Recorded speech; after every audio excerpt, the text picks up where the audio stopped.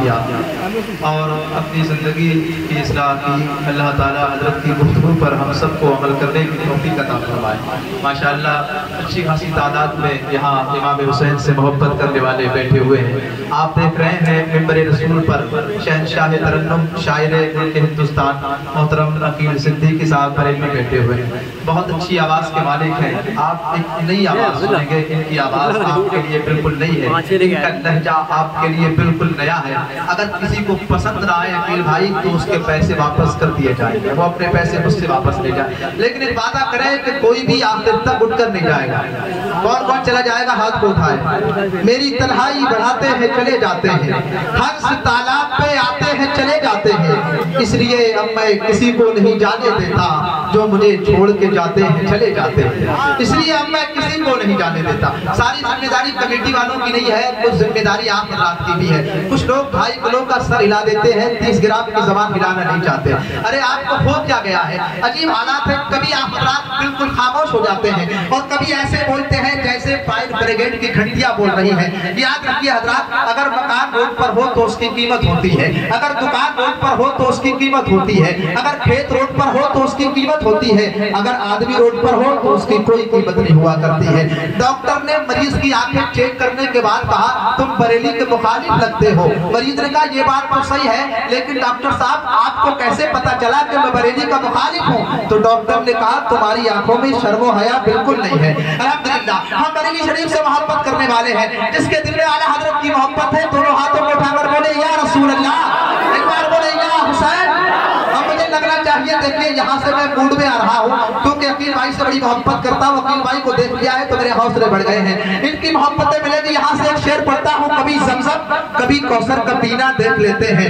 آپ میرے ساتھ ہو جائیے، جو کمزوری مجھے محسوس ہو رہی ہے وہ انشاءاللہ وہ کمزوری دور ہو جائے گی، اور جس طرح آگے والے بولیں گے پیچھے والے بھی بولیں گے، کیونکہ سب امام حسین کا صدقہ کھاتے ہیں، ان کے گھر کا کھاتے ہیں۔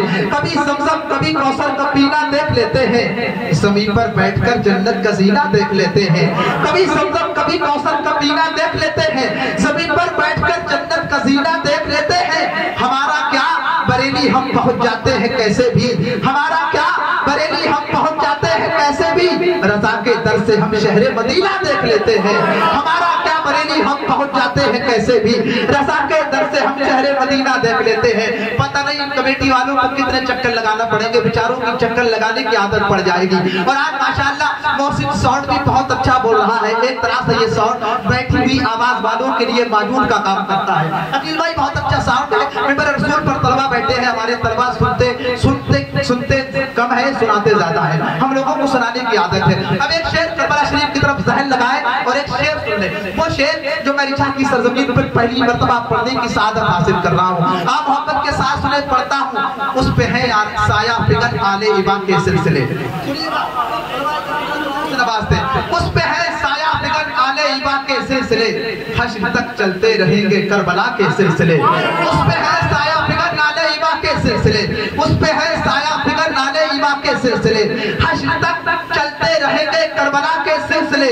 جو نہیں آل نبی کا بے وفا سمجھو اسے، جو نہیں آل نبی کا بے وفا سمجھو اسے، ملتے ہیں عباس سے جا کر وفا کے سلسلے۔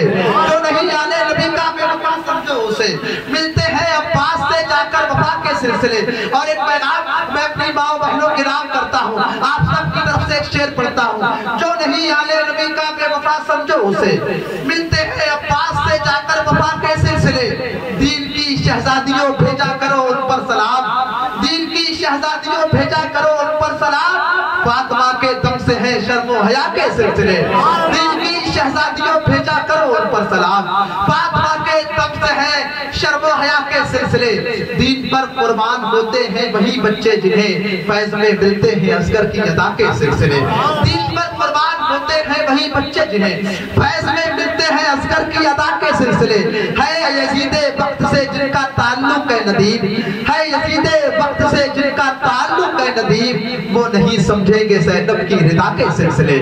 ہے یزید وقت سے جن کا تعلق ہے ندیم، وہ نہیں سمجھیں گے زینب کی رضا کے سلسلے۔ جنگ ہوتی تھی جہاں تم بھی وہی رہتے تھے، ہاں مگر اگلی صفوں میں تو ہم ہی رہتے تھے۔ اسی میخانے میں وقت ہمارا تھا مگر ہم تمہاری طرح نشے میں نہیں رہتے تھے۔ اسی میخانے میں پھر شاعر نے کہا साजिश थी न कोई जंग का ऐलान लिखा था, बुझी आंखों में हसरत बड़ा अरमान लिखा था, जिसे आतंकवादी कह के गोली मार दी तुमने, उसी मजदूर के सीने पे हिंदुस्तान लिखा था। जिसे आतंकवादी कह के गोली मार दी तुमने, उसी मजदूर के सीने पे हिंदुस्तान लिखा था। हजरात, मेरे दोस्त मकसूद कादरी ने कभी कहा था, चराग ही ने उजालों की परवरिश की है, चराग ही ने उजालों की परवरिश की है, चराग ही से उजाले सबूत मांगते हैं, चराग ही ने उजालों की परवरिश की है, चराग ही से उजाले सबूत मांगते हैं। हम अहले दिल से हमारी वतन परस्ती का, वतन को बेचने वाले सबूत मांगते हैं। हम अहले दिल से हमारी वतन परस्ती का, वतन को बेचने वाले सबूत मांगते हैं। रिछा की मुकद्दस, रिछा की पढ़ी लिखी सरजमीन है, यहाँ अच्छी तरीके से शेर शायरी को सुना जाता है, समझा जाता है। शायरी शायरी की जबान का नाम होता है। मैं बगैर तशरीह के शेर पढ़ता हूँ, इसलिए तशरीह करने से शेर कमजोर हो जाता है। आइए हज़रात, मोहतरम अकील सिद्दीकी साहब तशरीफ फरमाए बैठे हुए हैं, इनको आप समाअत करना है। उससे पहले मैंने एक बच्चे से वादा किया था नात पढ़ने के लिए, मैं अपने वादे को निभाता हूँ और मोहम्मद सैयद रज़ा से गुजारिश करता हूँ 3 शेर नाते पाक के आप रात की समाअतों के हवाले करें।